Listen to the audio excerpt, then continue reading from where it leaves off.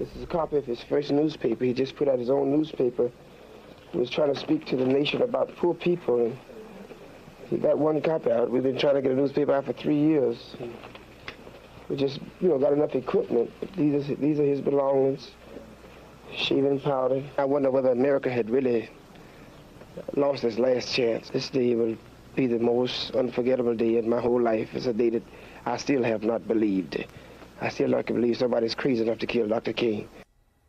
One of the key voices of the civil rights movement, Hosea Williams, reacting to the death of his close friend, Dr. Martin Luther King Jr. King and Williams were two of the first leaders at the Southern Christian Leadership Conference, a civil rights organization which, among other things, taught recruits how to effectively protest in a nonviolent manner.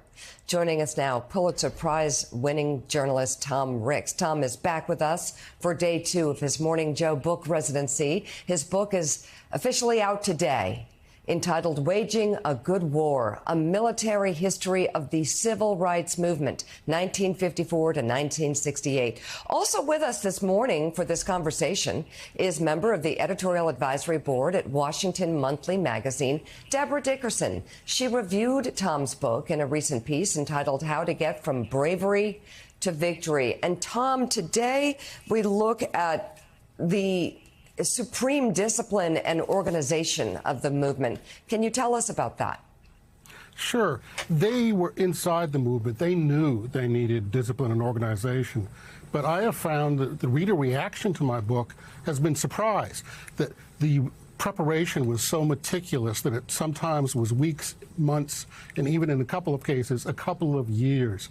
How do they carry out a demonstration? What message do they want to send?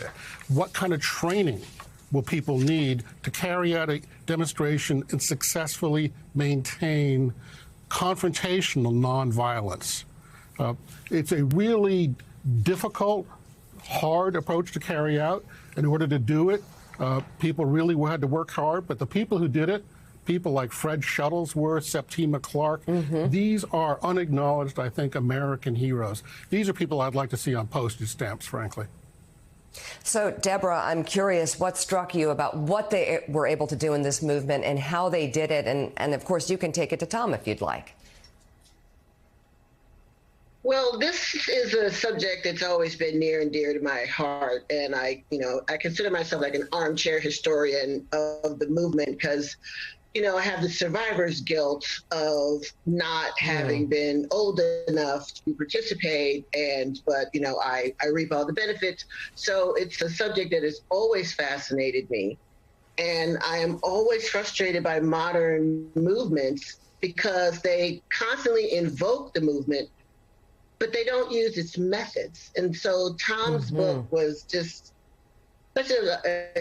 so necessary. I was very involved with the Occupy movement, and I kept trying to get them to listen to, how they did it. You want to replicate what they did. This is how they did it. It was about discipline. It was about planning. It was about commitment.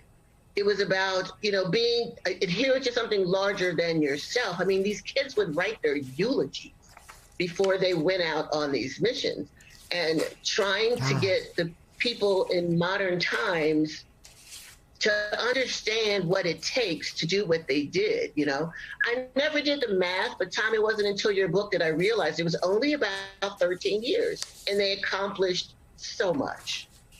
It's actually a line I loved of yours about my book. Other books tell you what the civil rights movement did. This book tells you how they did it. Gene Robinson. Give us a couple of mini profiles of people who jumped out at you, who perhaps are not yet on postage stamps, but ought to be. Tell us who they were and what they did. Thank you. I love these people. Fred Shuttlesworth. He's a minister in Birmingham, originally a moonshiner, almost in some ways the philosophical opposite of Martin Luther King. He's aggressive, he's tough, he's kind of the church militant before people were using the word militant. He gets called in by Birmingham's white power structure, and they say, we're really worried Martin Luther King is coming to town. How do we stop it? Shuttlesworth leans forward and says, "You know, I've been bombed twice here in this town. None of you ever gave me a phone call.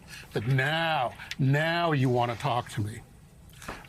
Two other guys, Bob Moses and Amzie Moore.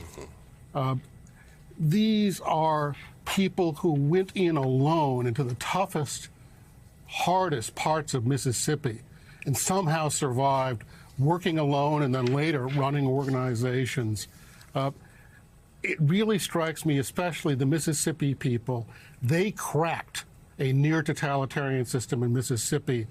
They got black people to be able to finally register and vote. And in 1968, blacks voted in great numbers in Mississippi. One of the people who got elected soon thereafter was a young man named Benny Thompson, went on to become mayor of his town, later a member of Congress, and now the chairman of the January 6th committee, which is doing a lot of truth-telling about what happened in the Capitol invasion. So I draw a direct line from Freedom Summer 1964 to the January 6th committee. Thank you, Bob Moses. Thank you, Amzie Moore. Thank you, Fannie Lou Hamer, the heroes who changed politics in Mississippi and gave us someone like Benny Thompson playing the role he's playing today. Yeah. You know, in the book, Tom, you discuss the role that a nonviolent philosophy played in the movement. And you write in part this: the civil rights movement paid close attention to training. It was in lectures, discussions, and role-playing sessions that the philosophy of nonviolence was imparted. Those sessions prepared new volunteers for the ugly violence many would endure, and also made them familiar with the overall strategy of the movement.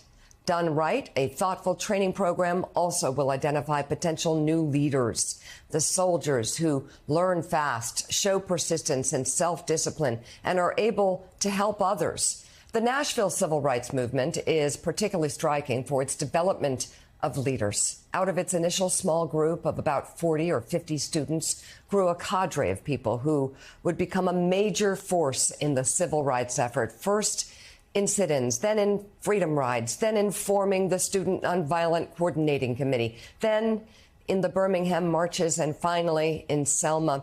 And Deborah, when you look at what he has written in this book about the extent of the training, the detail, the shared goals, the shared values, the shared commitment, it almost makes sense that so much could happen in just 13 years. The way it's laid out, I thought that I knew something about the movement, but the way Tom lays this out from places like the Highlander School, and they basically had structures that so closely mimic the military, things like a squadron officers school, and just the people going to India to actually study with Gandhi, although many of them had already done it before the movement. Really, it's so humbling to, in the campaign for Nashville, I'm forgetting his Lawson, what he sent students in waves, 100 today, then 200, then 300, then 400. Can anybody name an instance where the protesters participated in violence? I've read all the books. I really can't find hardly any because of the discipline, and because just like in a war, you can't just show up and say, I want to fight, let me join the battlefield. You have to go through training, and the movement, rather than just throw bodies out there, said, nope, we're not going to do that until they have been trained and, more importantly, vetted. Because member of the editorial people were not allowed to participate.